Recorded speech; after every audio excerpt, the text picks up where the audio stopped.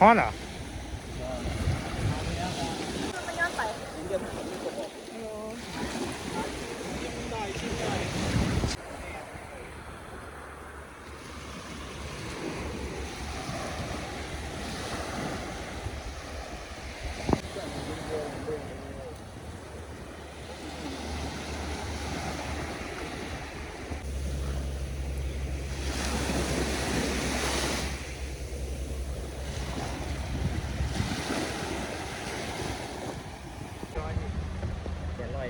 นั่งเกิน ทั้งหมดบ่วงทั้งไอ้เพชรนี่เลย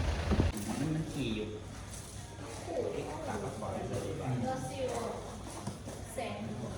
ใส่ช็อป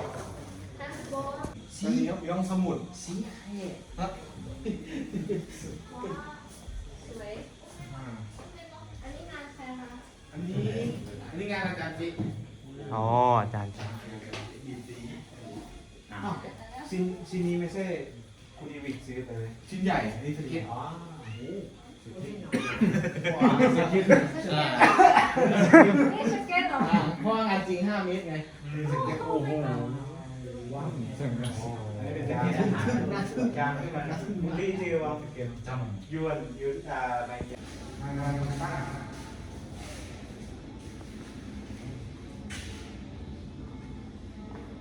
โอ้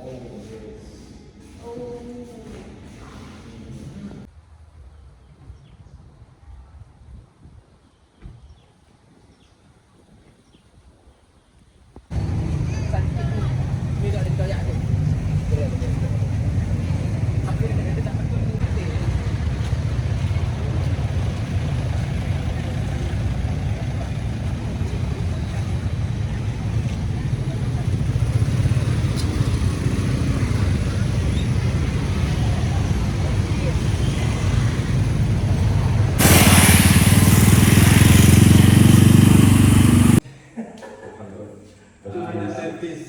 บาท35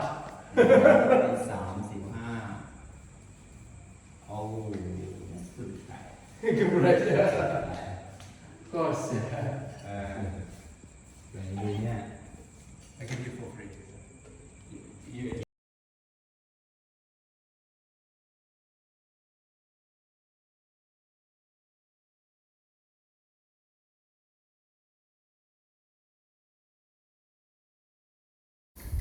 พิวิทย์งานลอตจิ๊กซอเสร็จแล้วนะครับ นี่คือหลังร้านปะไว้ที่ตรงหน้าตัวนี้เราไม่รู้สึกว่ามันห่างไกลกับผู้คนเราพยายามทำให้มันใกล้ชิดกับสังคมกับชุมชนให้มากที่สุดนะมันกิจกรรมของเรามันก็จะมี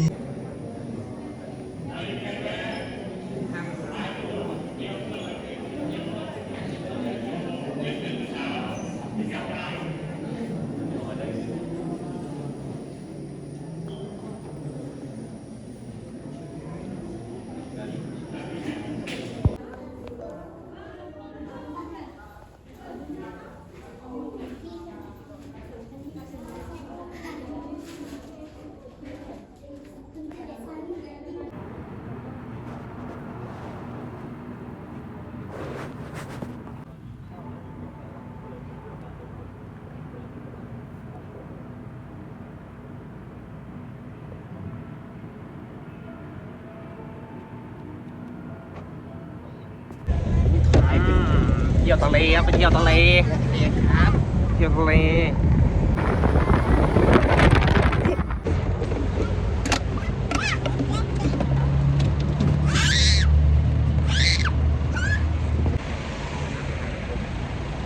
ไอ้ทุกชั้นไอ้ทุกชั้น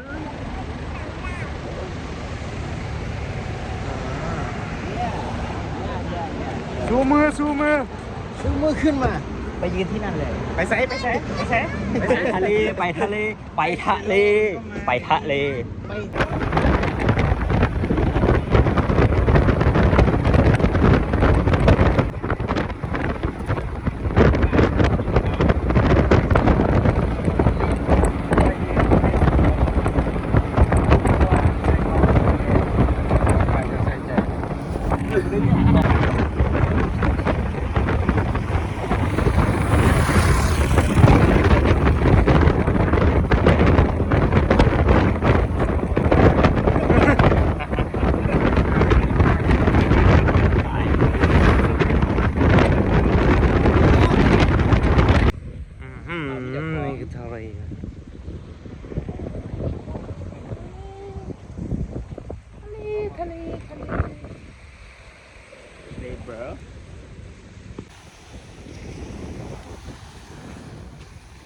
เครื่องก็เปลี่ยนไปวะ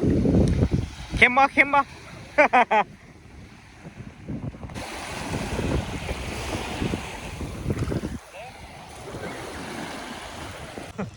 เกิน ไอ้ยิน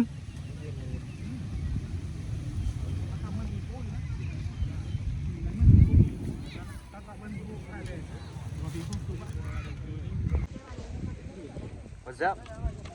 What's up, guys? What's up, bro?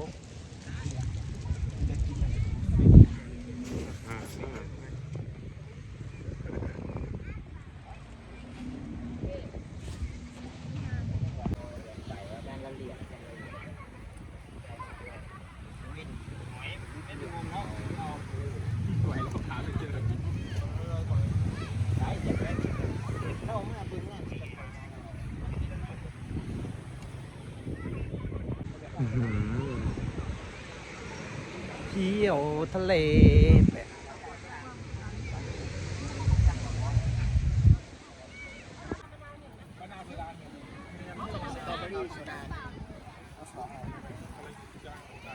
สบายดี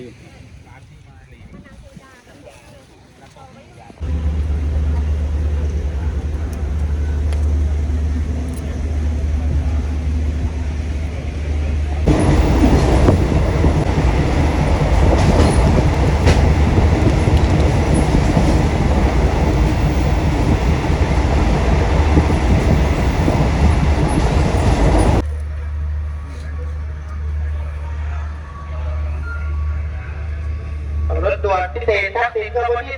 38 ต้นทางสถานีสุไหงโกลกปลายทาง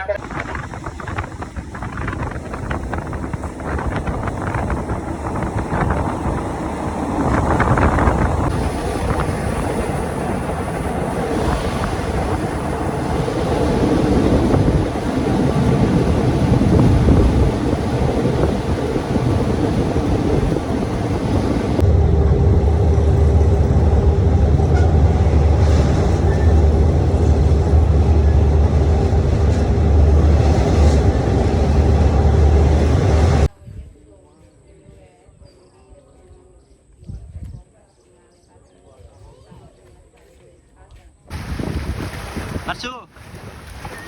ไม่มองพี่เลยมัตชู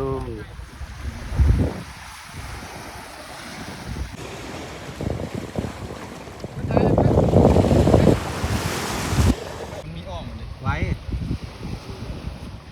ส่งลูกกุ้มเลย ไปไหนแล้ว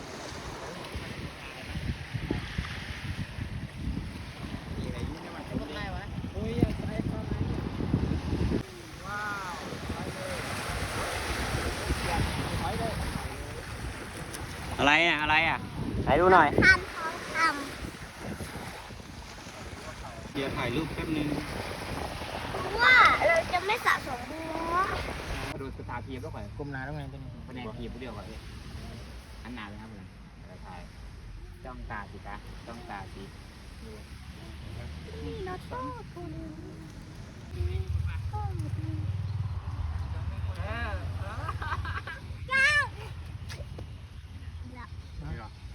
เพื่อนใส่ไปหนึ่งโอเคเรากำลังเห็นอย่างกันอยู่เนาะตอนนี้ ทำการปฏิบัติการ กำลังแซ่บเซชันโร กำลังจะกลับบ้าน โอเค ตอนนี้เรากำลังเฮ็ดอย่างกันอยู่เนาะ กำลังเตรียมการกลับบ้านเนาะโกโฮมแล้ว มาในกระเป๋า โกโฮม โกโฮมลาว ตอนกลับไปเติมกระเป๋าใส่กระปุ้งมันเนาะ ลา เซลเห็นไหม เพิ่มได้ อะไรหนูอุ้ย แซ่บปะอร่อยปะ เจ้าสวัสดีมื้อนี้ครับพบกันที่ห้างเดี๋ยวแซ่บแหงแซ่บโบตองปรุงเพิ่ม 29 บาท โอ้รสชาติมันเข้มข้นเหลือเกิน คนแล้วอ่ะคนกันนะ ขนาดเบิ่งคนจะเก็บคนเลยแล้วพี่น้องเอ้ย คนกัน ใส่น้ำซอสเพิ่มไหม รสชาตินี่เข้มข้นมากเลยครับมันขาขอบมันโอ้ เดี๋ยวไป เสียดังขอบ โอเค ติดตามที่เพจนะครับ ขอบคุณครับ